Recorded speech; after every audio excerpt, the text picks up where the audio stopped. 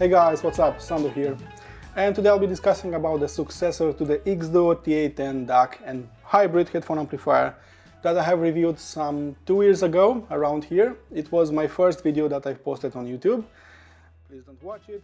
And it's time to see what's the fuss about its successor, about the next in line, the TA-10R, which I'll simply call the 10R from now on. So it goes for 319 bucks, a little bit more expensive. But let's check first how it looks, what's inside it, and then how it sounds. Shall we? 10R is having the exact shape and dimensions to its predecessor TA-10. I find it small and skinny. At just 1.5 kilos, it is pretty lightweight and you can easily integrate it anywhere. Instead of a boring matte black paint, they applied a matte cherry red paint that pops and attracts plenty of eyes to it. The volume knob and the tube guard have golden accents and I'm not sure how I feel about them, but as a whole I find it quite a looker and a head turner for sure. xDuoo removed all those unnecessary LED lights from its front plate and made its UI slightly more advanced. It is definitely better looking now and there is less light pollution in late night listening sessions. As for controls, on its front panel you'll find a 4-pin XLR output, a normal headphone jack, an OLED screen on top and a big stepped volume wheel on the right that also works as an input selector if you press gently on it.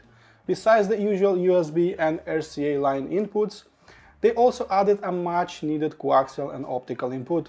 You can also spot a pair of RCA output just in case you'll want to use it as a preamp. That coaxial and optical input is a huge addition as 10R can now be integrated into a loudspeaker setup much easier. You can use it with a Chromecast enabled TV, you can use it with a stereo receiver, with a game console, you name it. As for the tech inside it, the aging AK4490 was replaced by a newer and better performing AK4493 DAC chip. Apart from that, we're getting the same reliable and super steady USB receiver, the same single 12 AU7 double triode, and here's a fun fact: for a true balanced output, 2 double triodes are needed, meaning that 10R is not exactly a true balanced amplifier. It offers the same power output via its balanced and single-ended output, and that is 2 watts into 32 ohms. A single double triode can't output as much power, and this is why xDuoo incorporated a transistor output stage to improve its current delivery for hard-to-drive headphones. That's right folks, 10R is a hybrid tube input stage, transistor output stage headphone amplifier, so it would preserve the richness and the smoothness of the tubes, plus the speed and impact of solid-state amplifiers. In its stock form, I find the 10R quite balanced, having a mild tube flavor, but if you want more tube richness and even more warmth, take a look at some older new all-stock tubes from Mullard, Sylvania and Western Electric. Moving on to its sound performance, I started my listening sessions with some progressive rock, and 10R made it much easier to swallow. It added flow, it added easiness, it simply awakened more emotions from that music, and it was somehow unplugging me from the outside world. As you all know, I'm a solid-state guy myself, but I really envy the way it presents treble information. I can listen to the brightest recordings with this one all day long, and still that treble wouldn't be offensive or bright sounding to me anyway. So I'm hearing cymbals exactly as clean, exactly as transparent as I'm hearing them on my reference setup, but I just don't hear that fake ringing in the treble, that over sharpness, that very contoured leading edge that is really bothering in the long run with solid-state amplifiers. Another interesting aspect is that this one is running circles around solid-state amplifiers in terms of scale, in terms of soundstage. If you think that your drop 789 or maybe topping A90 or SMSL SP400 is big or wide sounding, wait until you hear the TA-10R in your setup. It's something else entirely. I consider it a soundstage king in a way. I've tried listening to crowded tracks, to busy electronica and to upfront jazz, but 10R was simply refusing to sound that way. It was simply dragging me a few meters away and I was looking at a much bigger picture in front of me. So I didn't find it lacking details also. I expected a serious downgrade in terms of detail retrieval and transparency. And while that happened, indeed, it was at a much smaller scale to what I was expecting. I found micro details in the tracks that I know for a lifetime, just their leading edge wasn't that sharp, wasn't that contoured anymore. I also find it quite thumpy and quite engaging sounding.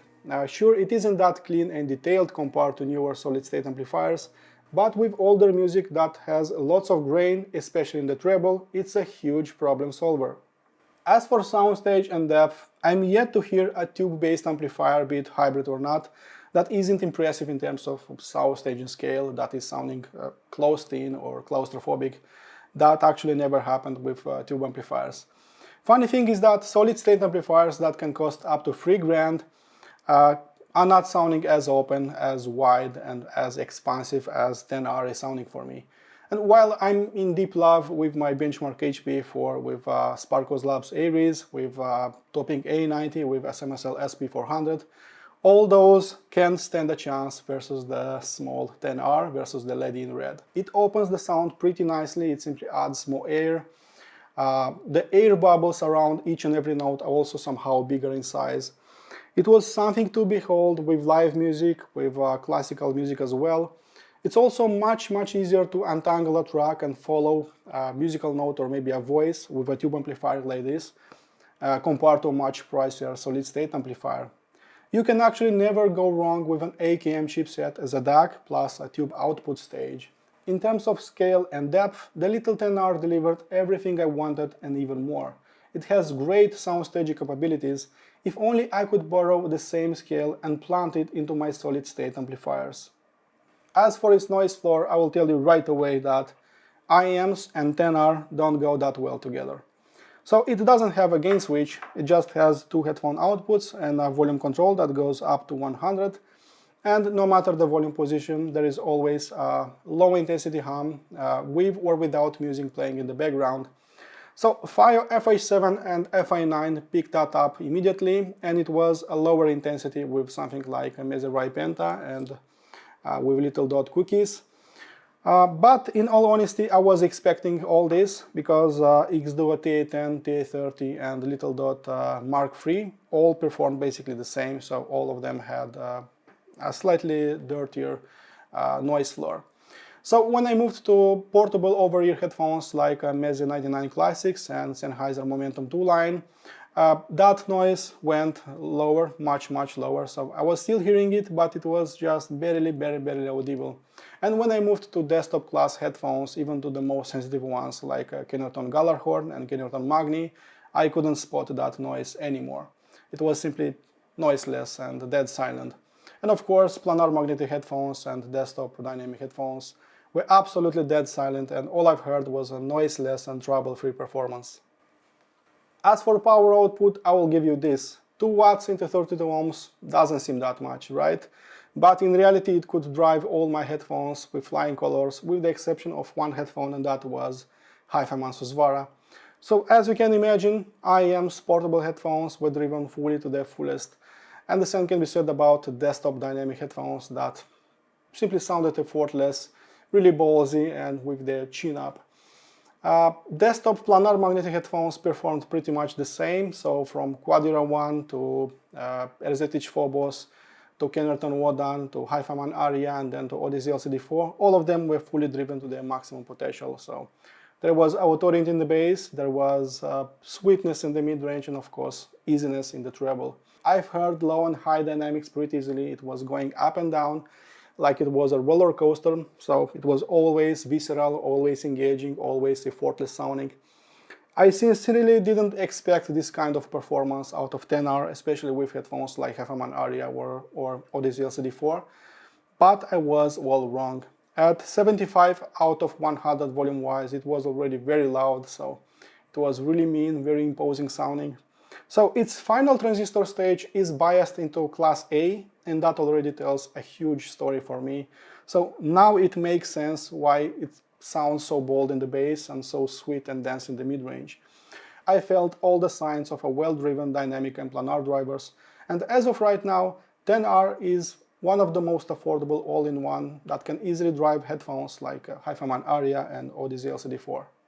As for detail, retrieval and transparency, I don't find it lacking details. It's still clean and transparent sounding, just not on the same level with instrument-grade solid-state amplifiers, like those having NFCA modules or like those having THX modules.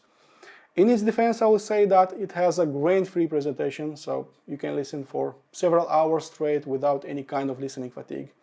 Treble performance is clean but unoffensive, and I really don't know any other solid-state amplifier that can do the same.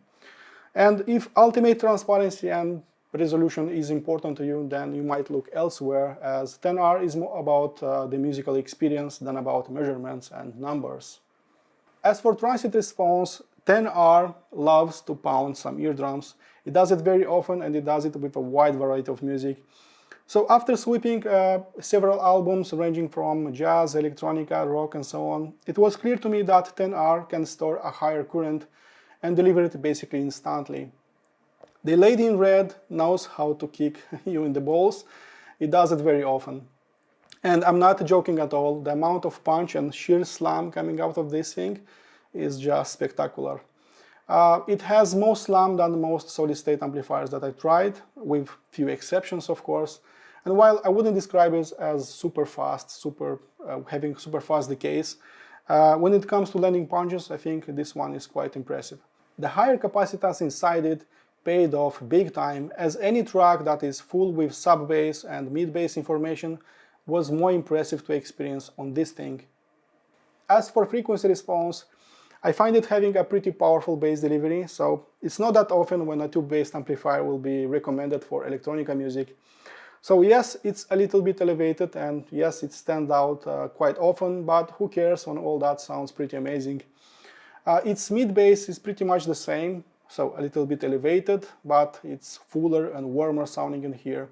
So yes, its sub-bass and mid-bass are a little bit elevated, but all that is pretty addicting and pleasing to listen to.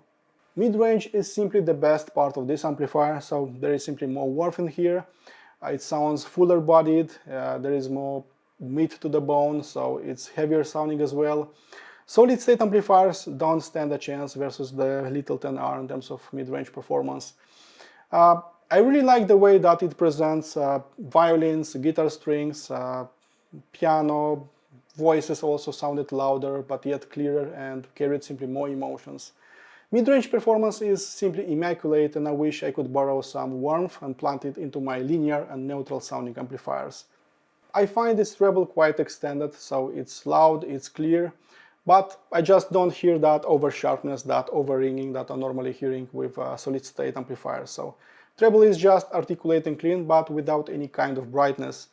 I'm simply not clenching my teeth when some harder music makes an appearance on my playlist, so that is great. I have also tried some of the brightest recordings that I know, and it somehow worked as a cure for them, presenting the notes in a clean, undistorted way, while completely removing the brightness. Okay guys, conclusion time. From a sea of instrument-grade solid-state amplifiers, the little xDuoo TA-10R feels like a hot chocolate in the winter or like a Trappist beer in the summertime. So it's so refreshing and yet so different sounding altogether. It's really not for everyone. I'm a solid-state guy myself, but even I'm getting bored of the same sound every single day all over again. Not going to lie that I really enjoyed my time with the 10R, because it sounded so different and so lifelike that sometimes I wanted to ditch all those linear sounding amplifiers and just get the biggest tube amplifier there is. It will set you back $319, and at that price I consider it an amazing value that can drive even super inefficient loads. Okay guys, my full in-depth review is waiting on my website. In case you want to support this channel, please subscribe to it, and as usual, listen to my music, be positive, and I'll see you next time. Cheers, bye bye!